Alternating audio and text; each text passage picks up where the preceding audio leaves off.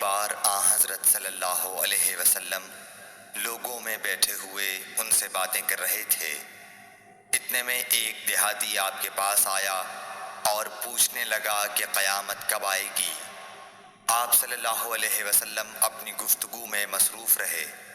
بعض لوگ جو مجلس میں تھے کہنے لگے، آپ صلی اللہ علیہ وسلم نے دیہاتی کی بات سنی لیکن پسند نہیں کی، اور بعض کہنے لگے کہ نہیں، بلکہ آپ نے اس کی بات سنی ہی نہیں۔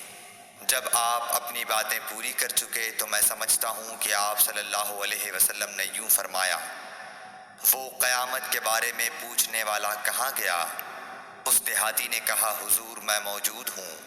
آپ نے فرمایا کہ جب امانت ایمانداری دنیا سے اٹھ جائے تو قیامت قائم ہونے کا انتظار کر۔